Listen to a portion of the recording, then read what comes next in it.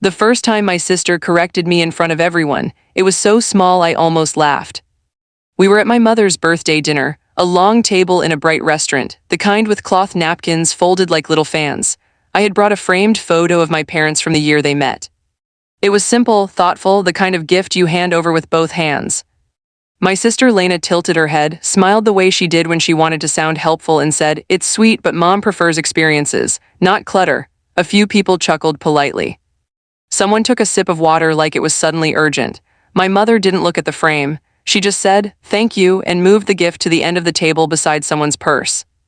I told myself it didn't matter. I told myself Lena was just being Lena, efficient, organized, always trying to curate the world around her into neat lines. But the feeling stayed, not anger. Something quieter, like I had been gently pushed out of my own place at the table, and everyone had agreed not to mention it. After that, it became a pattern so consistent I started to anticipate it the way you anticipate a headache during a long day. When I spoke, Lena corrected. When I offered an idea, she refined it until it wasn't mine anymore. When I helped, she thanked someone else for coordinating. It wasn't loud, it wasn't dramatic. It was a kind of slow dismissal, delivered with soft words and a pleasant face. At first, I tried to fix it by being more careful. I rehearsed things in my head before saying them. I brought gifts that couldn't be labeled clutter. I showed up early so I could help set up and stayed late so I could clean without anyone noticing. It didn't change anything. If anything, it made the dynamic easier for everyone else. My efforts smoothed the surface so nobody had to feel uncomfortable. There was a moment about a year later that I still remember because it happened in daylight in a room full of people, and I watched myself disappear in real time. It was my uncle's retirement party. Family friends were there, neighbors, coworkers, people who didn't know our history. I had helped with the food. I had organized the playlist. I had even printed the little labels for the dishes because my mother asked me to. At the party, one of my uncle's coworkers asked who had put everything together. Before I could answer, Lena stepped forward and said, "We did," and then immediately continued, "I made sure everything was taken care of." The coworker looked at her with impressed eyebrows. "Well, you did a great job," Lena smiled. "Thank you." I stood there holding a tray of cups. My hands were steady, but my throat felt like it had tightened. I wasn't hurt the way people imagine hurt. No tears, no shaking. It was more like a quiet recognition. In this family, my presence was useful, but my identity was optional. Later that night, my cousin Maya found me in the kitchen rinsing plates. "You okay?" she asked. I nodded because it was easier than explaining. It always felt dramatic to say out loud, even when it wasn't dramatic at all. Maya lowered her voice. "She does that to you, everyone sees it. They just don't know what to do." That sentence landed with a strange mix of comfort and loneliness. Comfort because I wasn't imagining it. Loneliness because seeing wasn't the same as changing. The unfair treatment wasn't just about credit at parties. It seeped into the practical parts of life, the parts that have consequences. When my father got sick, Lena became the responsible one by default. She lived closer. She had a job title that sounded important. She used confident words in conversations with doctors and nurses. So people naturally leaned toward her. I leaned too because I was tired and because I wanted to believe competence was what mattered. But there was a difference between being competent and being in control, and I didn't realize how big that difference was until it was already shaping the future.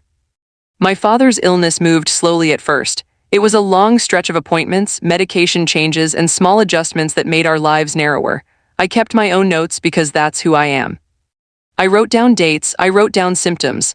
I wrote down what the doctor said and what the nurse whispered after the appointment when my mother looked away. I didn't announce that I was doing this. I just did it quietly. It helped me feel steady when everything else felt uncertain. Lena, meanwhile, created group chats. She sent cheerful updates with bullet points and reassurances. People praised her for keeping everyone informed. I rarely replied because I didn't want to argue about wording in a crisis. But I noticed something over time. Her updates always positioned her as the center, the coordinator, the gatekeeper.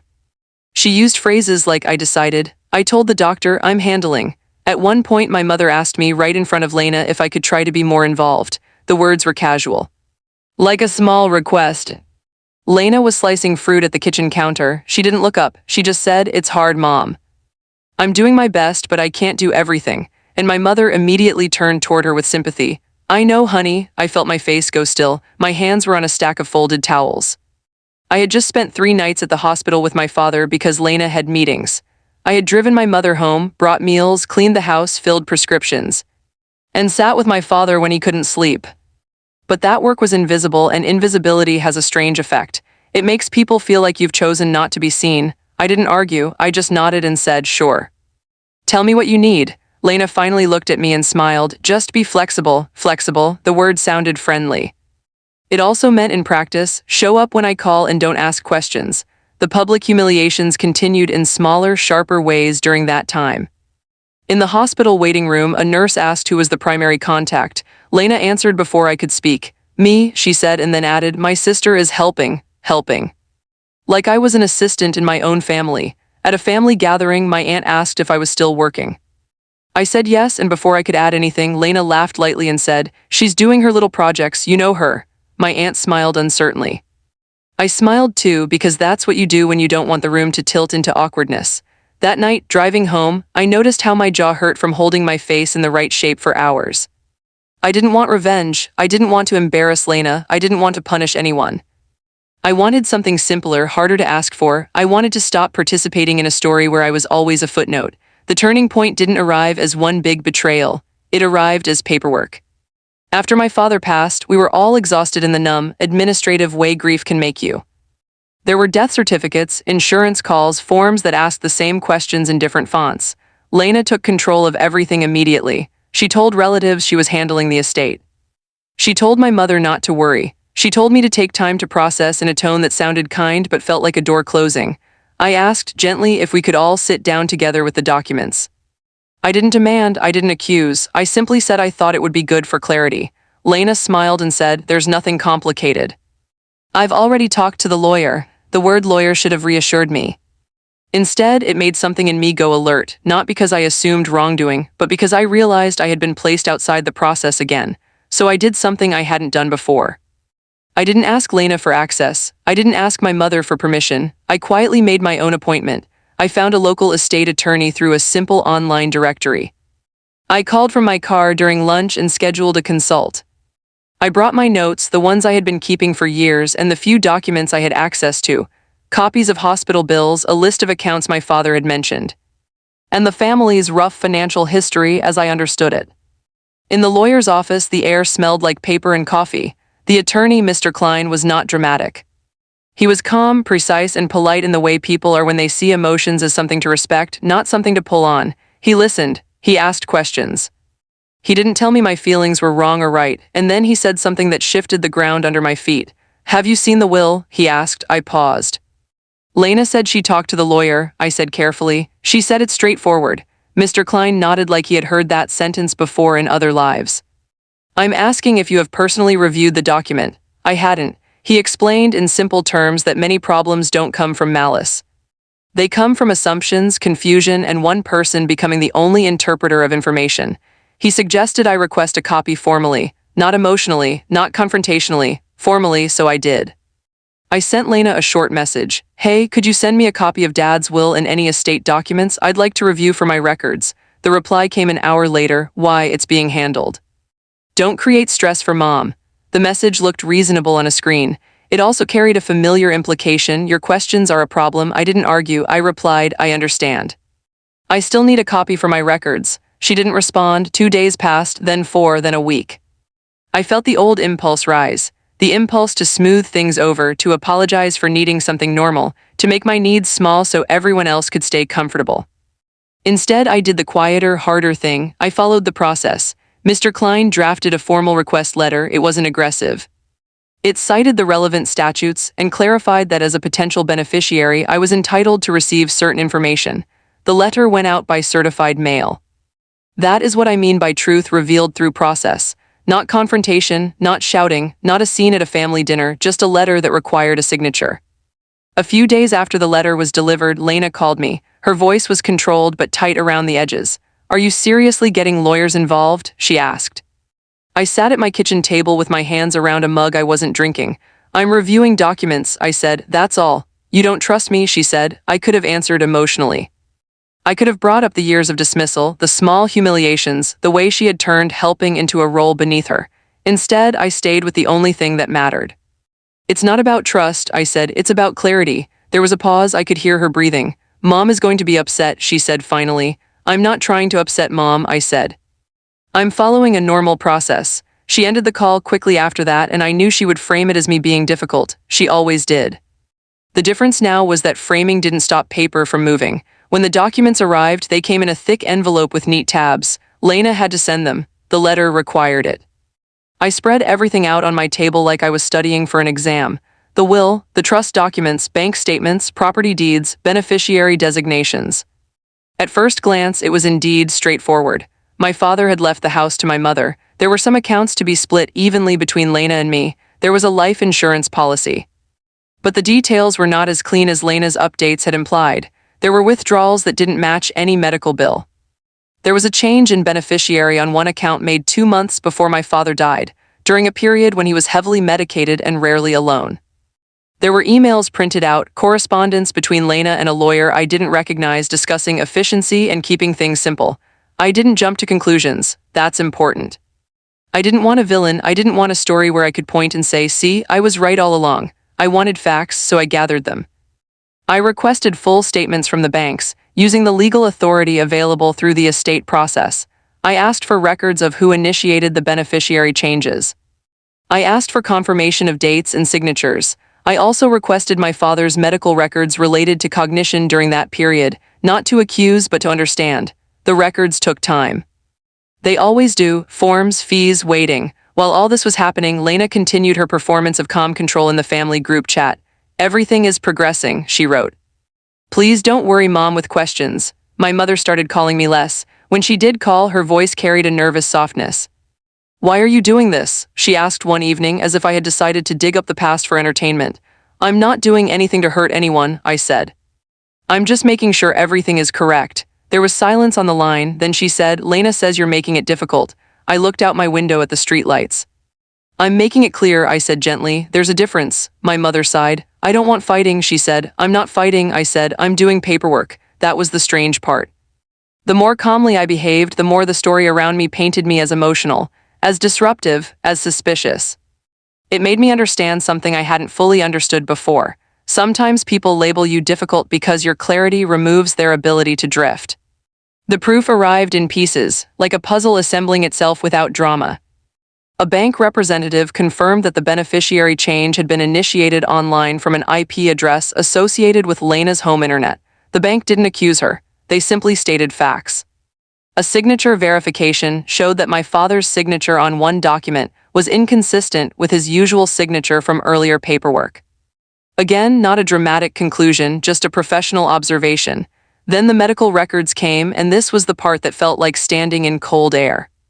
A doctor's note from that period indicated my father had periods of confusion, memory lapses, and limited capacity for complex decisions due to medication interactions. It wasn't written like an accusation. It was written like a clinician documenting reality. I sat at my table and read it twice slowly, not because I didn't understand the words. Because I understood them too well. It meant that even if Lena believed she was helping, she had made decisions in a space that should have been protected. And it meant that my father's intentions, whatever they truly were, could not be assumed from paperwork signed in a fog. The authority entered my life again, not as a weapon, but as a stabilizer. Mr. Klein reviewed everything. He didn't gasp. He didn't dramatize. He said this is exactly why there are processes. He recommended a formal petition to the probate court to review the questionable changes. Again, process, not confrontation. The court required notices to be sent. It required disclosure. It required responses. Lena couldn't manage it through group chats anymore. When she received the court notice, she called me again, this time with a strained brightness. You're really doing this, she said. I'm following the process, I replied. You're making me look bad, she said. I paused, not because I didn't have a response, but because I wanted to choose the right one. I'm not trying to make you look like anything, I said finally.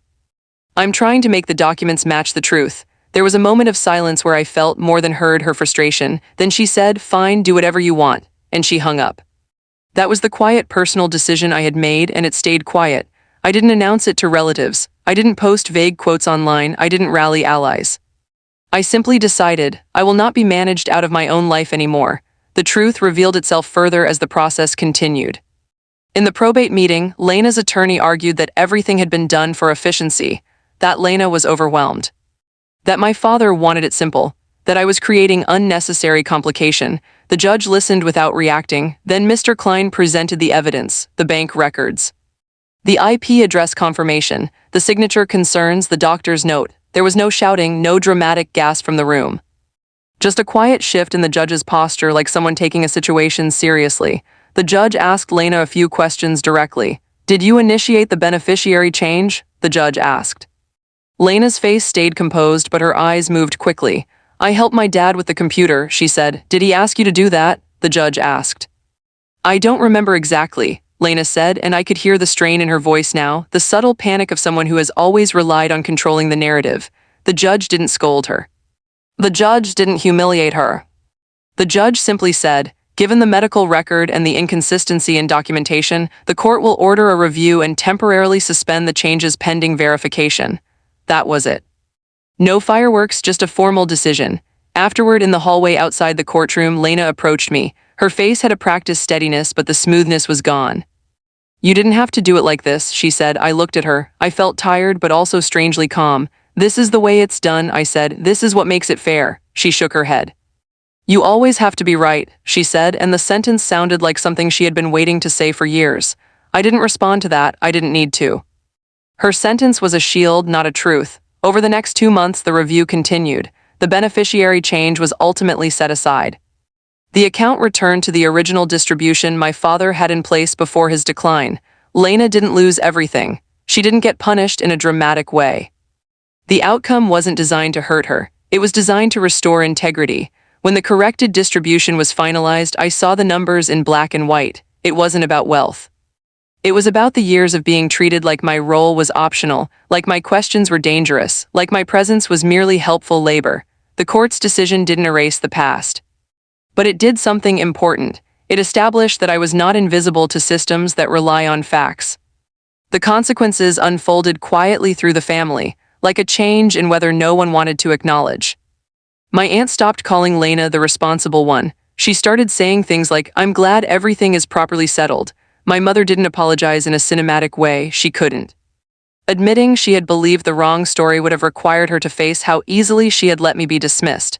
But she began calling me again more often. She started asking my opinion on small matters. She would say, "What do you think?" in a way that sounded new, like someone trying on a different habit. One afternoon, months later, I went to my mother's house to help with some repairs. Lena was there too. The air between us was polite but thin. At one point, my mother mentioned the estate process to a neighbor who had stopped by. The neighbor said, "That must have been stressful." My mother nodded. "It was," she said, and then, without looking at me directly, added, "But it was handled properly. Both my daughters made sure of that." It wasn't an apology. But it was the first time in a long time my mother had spoken of me as a full participant, not an assistant. Lena didn't correct her. Later, when the neighbor left, Lena stood by the window with her arms folded. She looked older than she used to, not in years but in expression. "I didn't think you'd go that far," she said quietly. "I didn't think I would either," I replied. She turned toward me. "Do you hate me?" she asked, and her voice had something raw in it that surprised me. I considered the question honestly. "No," I said, "I don't hate you, but I'm not going back." She blinked, and I could see how unfamiliar it was for her to have no leverage in the moment. "Back to what?" she asked.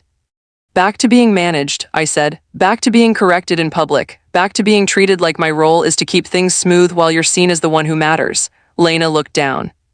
She didn't argue. That alone felt like a shift. "I thought I was helping," she said, and I believed that she believed it. "I think you were helping yourself feel in control," I replied. My tone stayed even. I wasn't trying to win. "And you got used to everyone agreeing." She swallowed and nodded once, small. "Maybe." That was all we had that day. No hugs, no dramatic reconciliation. Just a thin opening where truth could exist without someone slamming it shut. In the months that followed, my life became quieter in a different way. I stopped attending family events where I knew I would be used as background. I didn't announce my absence. I simply said, "I can't make it," and left it there. When I did attend, I spoke when I had something to say. If Lena corrected me, I didn't argue. I just paused and said, "That's not accurate," and continued, calmly, without explanation. It was strange how quickly the room adjusted when I stopped doing the work of making everyone comfortable. People began asking me direct questions. They began waiting for my answer instead of glancing at Lena for the final version. Not because they suddenly became kinder, but because I stopped reinforcing the old pattern. The last public humiliation I allowed happened at a small gathering at my mother's house, almost a year after the court decision. A distant relative brought up the estate situation in a vague, gossip-shaped way. I heard there was some confusion, she said, smiling like she had found a conversational toy. Lena's body tightened. She opened her mouth, ready to rewrite the story. Before she could, my mother spoke. There wasn't confusion, my mother said, her voice calm but firm. There was a process. And it made sure things were fair. The relative blinked. Oh, she said, suddenly less interested. Lena stayed silent. I felt something settle in my chest that I hadn't known was still unsettled. It wasn't victory, it wasn't revenge. It was dignity, quiet, unannounced, but solid. Later that night, as I put my coat on to leave, my mother walked me to the door. She hesitated, then said, I didn't always see it. I waited. She looked at the floor, then up at me. I thought keeping peace meant letting things slide, she said. But I think I asked you to carry too much of it. My throat tightened slightly, but my voice stayed steady. I carried what I could, I said. She nodded, eyes glossy but controlled. I'm glad you didn't disappear, she said. I looked at her for a long moment. I could have asked for an apology in clearer words. I could have told her how much it hurt. I could have listed every dismissal, every public correction, every time I was made small, but I didn't need to. Not because those things didn't matter, but because the truth had already been revealed in the only language my family couldn't dismiss, documented reality and a system that required fairness. I didn't disappear, I said. I just stopped shrinking. When I walked to my car, the air was cold and clean, the street was quiet. I sat behind the wheel for a moment without turning the key, listening to the stillness. My life hadn't become perfect. Lena and I were not suddenly close. My mother was still learning. Family dynamics don't transform overnight. They shift slowly like a ship changing course. But I knew something important now. I knew that dignity isn't something you demand loudly. It's something you build through choices, through boundaries, through processes that don't rely on anyone's permission. I drove home calmly, and for the first time in years I felt like I was not just useful in my own story. I was present, I was seen, and I didn't have to fight for it. I only had to stop stepping aside.